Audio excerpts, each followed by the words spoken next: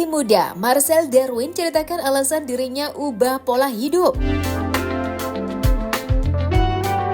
Tangis adik Estrada pecah saat melakoni peran utama di film layar lebar terbarunya.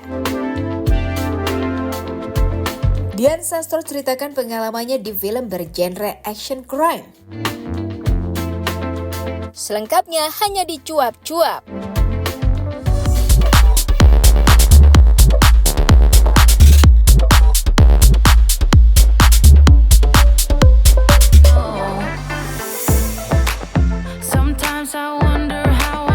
Aktor tampan sekaligus pesinetron Marcel Darwin membagikan pengalamannya saat melakukan syuting film terbarunya yang bertajuk Mendung Tanpa Udan. Marcel mengaku dirinya tidak merasa kesulitan selama mendalami peran sebagai seorang bos. Di tengah kesibukannya sebagai aktor, Marcel juga masih bisa menyempatkan waktunya untuk berolahraga. Contohnya seperti bermain softball dan nge-gym. Meskipun sudah memasuki usia 33 tahun, Marcel tetap menjaga tubuhnya agar terlihat ideal dengan berolahraga. Selain itu, suami dari Nabila Faisal ini juga selalu menjaga kesehatan dengan mengurangi konsumsi minuman dan makanan yang mengandung gula yang tinggi dan menggantinya dengan makan makanan sehat. Lantas, bagaimana cara Marcel dalam membagi waktunya untuk keluarga dan aktivitas olahraganya tersebut? Kak Marcel mungkin sedikit dong Kak Marcel. Ya, soalnya mau ganti baju. Kak Marcel gimana pengalaman syuting ini kan? Pengalaman syuting ini kan kamu sebagai anak muda nih, sedangkan kamu sendiri kan udah memiliki keluarga gitu. Pengalamannya kalau untuk karakter Will memang nggak susah untuk didalami karena karakter Will ya yang bisa dibilang hanya seorang bosnya Mendung, jadi nggak sesulit seperti Mendung dan Hujan yang harus memaksakan gue untuk bisa berbahasa Jogja atau berbahasa Jawa. Tapi di tengah-tengah syuting kemarin tuh syuting selama 3 bulan, ninggalin anak sama istri seperti apa sih? 3 bulan. Syutingnya kurang lebih berapa lama? Syutingnya kurang lebih 3 minggu. Whole-nya di Jogja tuh kita 3 minggu, tapi syuting days-nya bisa 15-16 hari. Tapi ninggalin anak gimana sih? Ninggalin anak. Ya kan namanya juga kerja, nggak apa-apa. Kan anak lagi lucu-lucunya gitu. Kan kalau kangen video call atau apa iya, gitu. kalau kangen pasti video call, dan istri juga sering banget video call tiap malam sebelum tidur apa segala macam juga.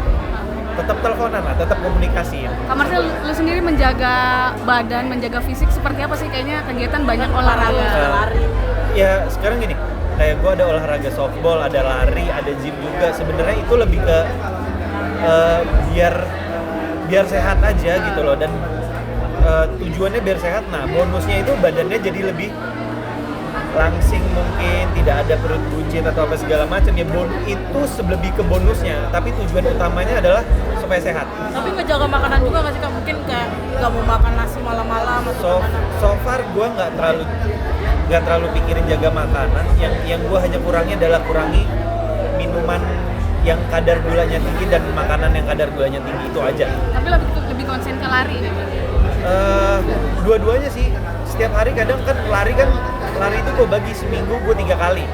Kalau nge-gym bisa seminggu 4 kali. Jadi ada yang habis nge-gym gue lari. Terus kalau softball seminggu sekali. buat lari emang suka explore olahraga kayak atau kayak yaudah coba-coba dulu ntar yang mana yang enak baru nyangkutin sih? Enggak, ini sih kalau dari coba kan jarang banget ada yang suka softball ya. Cuma kalau dari softball karena penasaran aja awalnya, ya salah satu olahraga yang belum pernah gue mainin. Tapi sambil syuting sambil olahraga nggak sih gitu, kayak maksudnya tetap rutin berolahraga gitu? Kalau callingan siang gue pasti campur nge-gym. Yang penting tetap bisa nge-gym. Nah kalau nge-gym kan bisa lari tuh, ada treadmillnya juga apa segala macam kayak gitu. Tapi ada makan tertentu gak sih Bang, kayak kalau mau nge-gym minum protein? Enggak ada. Paling kalau abis nge-gym cuma makan dada ayam aja. Kan katanya dada ayam banyak proteinnya. Jadi ya abis nge-gym makan dada ayam, banyakin dada ayam aja yang buat protein dan cek. Tapi termasuk ngikutin tren gak sih, kan sekarang para selebriti juga kan pada senang lari gitu kan ya. Ada tenis juga. Oh ya. Kalau tenis enggak, kalau lari ya itu ya.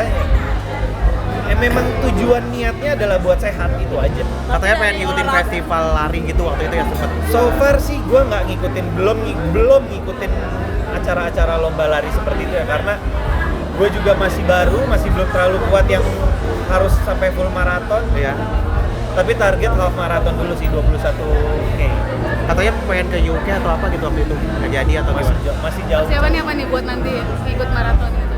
Selain fisik, makanan. Rencana mau ikut yang maraton Maybank di Bali. Cuma ini lagi mau cari coach dulu untuk ngajarin cara lari yang benar seperti apa gitu. Tapi buat sepatu sendiri nih, Kak Marcel, lu mempersiapkan nggak sih atau budget berapa yang harus dikeluarkan buat sepatu running? Sebenarnya intinya sepatu nanti dulu, yang penting kita harus bisa ngitung. Sepatu nanti dulu, yang penting cara kita pintar ngitung heart rate kita. Gitu. Sepatu mah ya nomor belakang lah, yang penting kan kita bisa atur napas, atur heart rate atau apa segala macam itunya sih. Anak suka diajak nggak kalau mau lari gitu? Terus Nggak semangatin mungkin lah. Anak biar di rumah lah, nggak mungkin juga gue lari ntar anakku ketinggalan. semangatin gitu. Enggak. Jadi gue pagi tidur. Kalau ngikutin olahraga gitu udah postur badan udah ideal kan menurut Kak Marcel sendiri? Ya itu balik lagi yang kayak tadi gue bilang, kalau postur badan lebih ke bonus, jadi gue nggak ngarepin apa-apa, yang penting tujuan gue adalah biar gue sehat. Berarti nggak menargetkan kayak nggak bulan menargetkan ini apa. mau berapa kilo? Nggak ada. Yang berarti penting gua makanan sehat. juga lebih Kan di menjaga. tengah aktivitas terus lari juga nyempetin waktu nggak sih buat anak gitu kan, nemenin mereka main. Oh iya pasti Atau kan, playdate gitu. biarpun terlihatnya aja sibuk, sebenarnya sih enggak ya, di rumah tetap pagi main sama anak, sempat nganterin anak sekolah juga, playgroup juga, jadi ya memang gua cuma kelihatannya aja sering olahraga, padahal sih lebih sering sama anak. Iya, tapi kadang-kadang istri suka diajak olahraga gitu juga nggak sih? Istri gua malah olahraga banget. Olahraga banget. Iya. Apa mungkin dari istri jadi ikut Iya, kayak dia olahraga termotivasi gitu? gitu. Bisa dibilang gara-gara istri. Softball juga awalnya gara-gara istri. Oke, sip. Ada lagi? Siap. Oke. Oh, thank you ya Kak ya.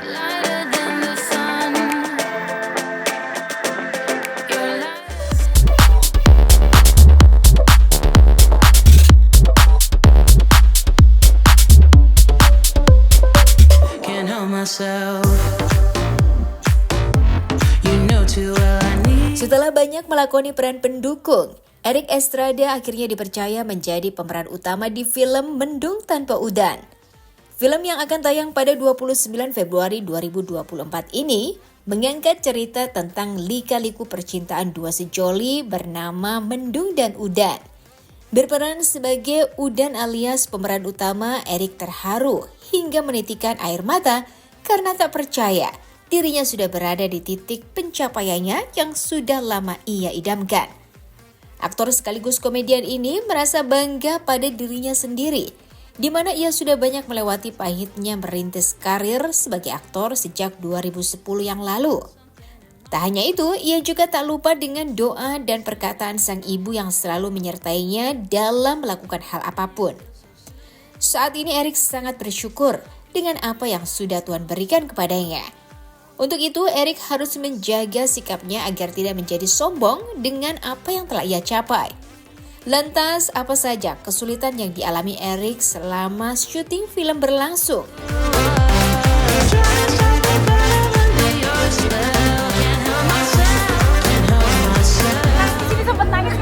Ya itu tadi, saya muka saya segede ini di poster, terus banyak pengorbanan juga di film sebelumnya, di film Sri Mulat anak saya jadi korban, terus di sini juga ada karena bulian itu orang tua saya jadi korban, tapi setelah saya ngirim ke mama saya, "Mak, anakku masuk poster di setiap bioskop seluruh Indonesia," mama saya cuma bilang, "Alhamdulillah, mama bangga sama kamu." Kalau tanggapan istri sendiri seperti apa? Gak percaya, istri saya masih gak percaya.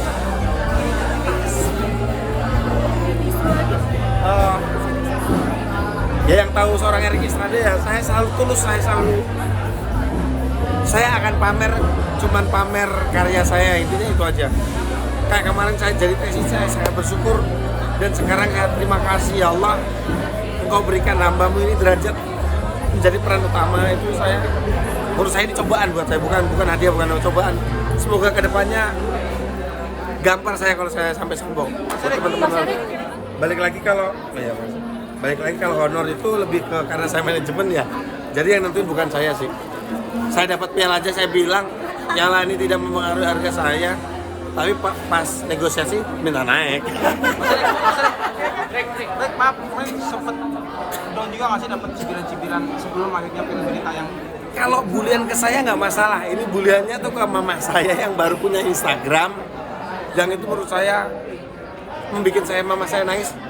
Satu tetes air mata ibu saya terutama, wah itu bisa saya ngebunuh orang, ibaratnya kayak gitu loh. Makanya itu yang bikin saya nggak terima waktu itu. Makanya saya stres pengen hapus Instagram, bahkan saya udah ngangkut barang-barang saya dari Jakarta ke Solo, kejeb banget gitu loh. Tapi akhirnya sampai ada di titik ini Mas Erik nih. Perjuangannya seperti apa? Balik lagi, yaitu mama, ibu saya bilang, gak apa-apa mama ikhlas, kemarin emosi sedikit. Kamu aja kelas 4 SD ke 5 SD ada ujiannya. Nah, ini ujian kamu untuk naik kelas dalam kata arti naik kelas ya dalam segala hal. Kalau ditanyain mau peran apa lagi, banyak banget. Intinya peran yang saya dapatkan itu semuanya dari Allah. Saya selalu 1000% sepenuhnya sempurna saya kasihkan untuk karya yang mempercayai. Baik, ngobrol flashback, lalu sendiri berkarir dari tahun berapa sih? Dari 2010 saya berkarir, bener-bener nggak ada bantuan orang dalam, bener-bener yang udah di YouTube saya ceritain semua tuh, pernah dilecehin, yang pernah.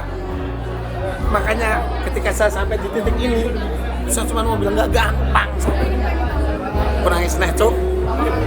Udah makasih ya, udah ya. Satu lagi tadi, katanya Mas Erik sempat nggak percaya diri untuk menerima peran bidan itu. Kenapa Mas? Gak percaya dirinya gini, karena kan saya di calling di sini itu sebagai awal, bukan sebagai udan, pemeran utama. Ketika kesini tuh pemeran utamanya nggak ada, ini nggak jadi, tahu? Jangan saya sebagai pilihan choice, enggak, kamu yang pantas jadi udan. Akhirnya itu diterima. Iya, alhamdulillah. Susah banget, saya biasanya kan orangnya kayak suka bercanda gitu loh, cuman di sini saya bener-bener nahan, harus disuruh nangis, harus disuruh bener-bener ya. Ada referensinya apa ketika relate banget. Ternyata gini, dulu Erik pernah tinggal di Jakarta 2010. Gua nggak mau hidup, makan, ngerokok, apapun itu dari acting. Ternyata seniman nggak bisa seidealis itu. Ternyata seniman tuh harus realistis. Ketika lu nggak bisa acting, lu bisa ngerjain yang lain, kayak ojek online, jualan beras, jualan apa, untuk menunjang karir lu menuju untuk menjadi seorang aktor ini. Emang pernah sekolah? Banyak banget sekarang, bahkan seniman daerah masih kayak gitu. Demi Allah Rasulullah, banyak ini saksinya. Saya temen ojek, temen driver online saya nanti kesini boleh ditanya. Dulu saya untuk menunjang casting itu kan butuh biaya ya. Bahkan ini anak juga pernah, Marcel pernah tahu kalau saya tuh driver online, lu tahu gak? Kalau dulu driver saksi. Saya pernah jadi driver online. Saya pernah di setiap lokasi saya jualan nasi bakar, saya ini bukan jual cerita sedih, karena untuk bertahan di Jakarta yang keras ini ya harus butuh kayak gitu. Karena saya satu, bukan anak orang kaya, bukan orang yang punya orang dalam, ya mau nggak mau dengan bakat saya bisa acting untuk menunjangnya, yaitu tadi. Adegan tersulit di film ini apa? Menangisnya atau gimana? Adegan tersulit adalah pada waktu ketemu sama ibu. Karena saya kalau udah hubungan sama ibu, wah itu udah susah. Kangen. Saya udah berapa tahun waktu itu saya nggak pulang. Bahkan syuting di Jogja pun juga saya belum pulang ke Solo. Tapi diundang nggak nih? Dan itu banyak.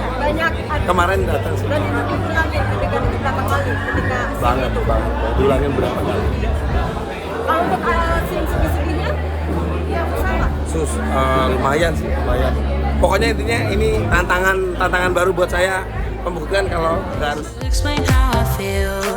It's better to enjoy the ride.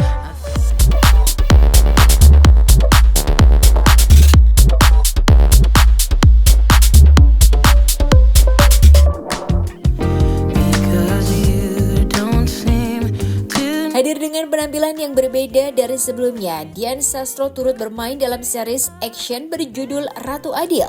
Series bergenre action crime yang sudah tayang pada 22 Februari 2024 lalu di layanan streaming video.com ini membuat Dian Sastro harus beradu akting dengan Nino Fernandez, Andri Masadi, dan juga Hana Malasan. Ibu satu anak itu mengaku tak banyak mengalami kesulitan saat proses syuting. Mereka begitu kompak untuk menghibur satu sama lain saat ada yang terlihat begitu kelelahan karena harus melakukan aksi berkelahi. Saling membantu untuk tampil dengan baik di depan layar. Mereka seringkali lupa dengan dirinya masing-masing saat sudah beradu akting karena terlalu asik mendalami peran. Tak hanya itu, sebagai pemeran dari series action crime ini, menurut mereka, cedera dan memar merupakan sebuah hal yang wajar saat proses syuting. Lantas, bagaimana keseruan mereka saat syuting berlangsung?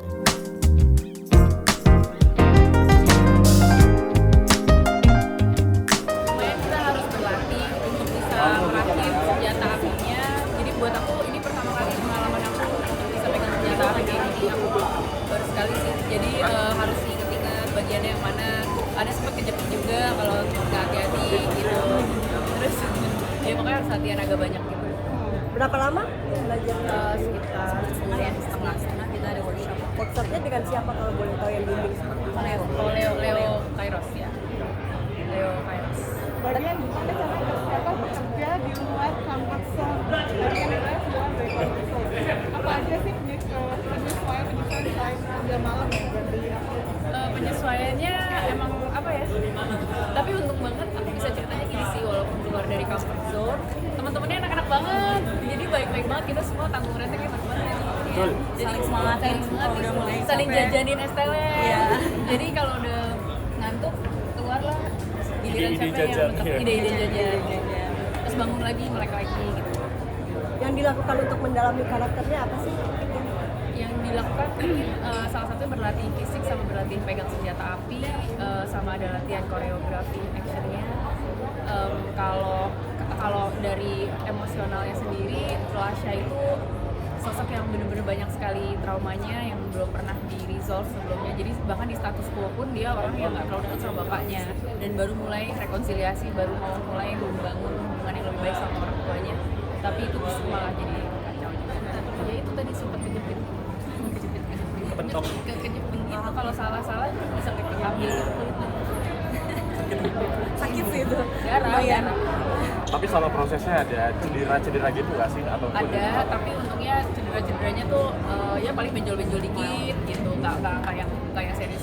Iya, kalau action nggak benjol itu nggak afdol ya. Jadi harus ada sedikit memar-memar. Lo yang lo final fight tuh ada nggak? Ada bang, pas jadi biru-biru. Final fight lumayan. Udah ngantuk jadi keterusan ya.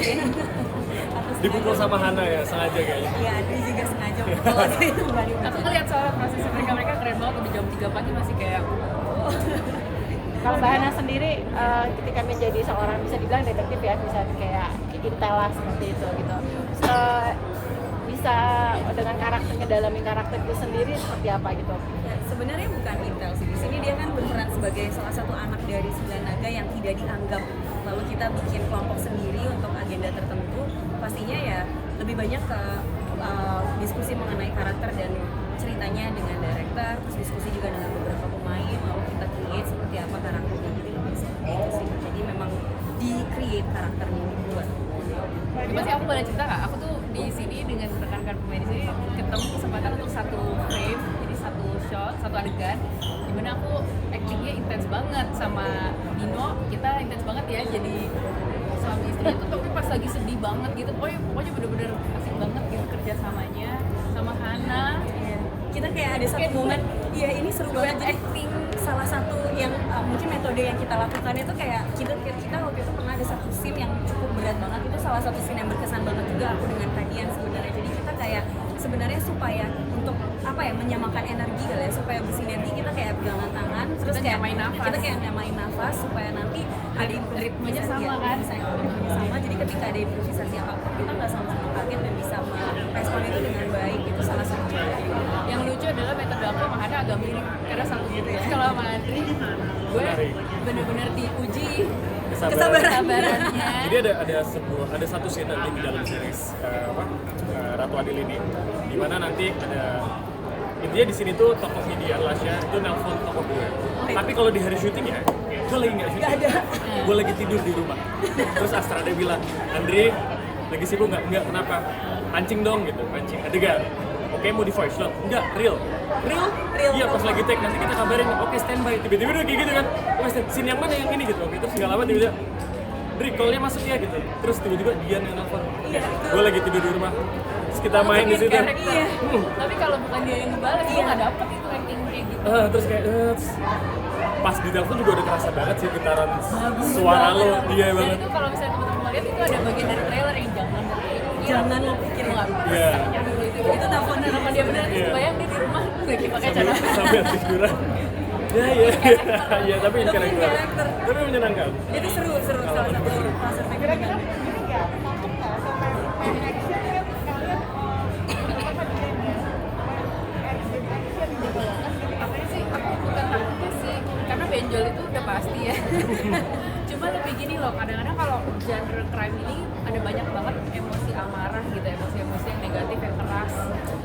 Jadi tuh kayaknya buat di pendalaman ini juga kita tuh harus lebih tega gitu loh sama diri kita sendiri. Ini capek juga. Jadi kayak apa yang nahan, yang apa gemeteran gitu, itu tuh ya agak beda aja sih sama ritmenya drama. Tapi kalau secara fisik ya emang udah pasti benjol-benjol itu sudah pasti terjadi sih.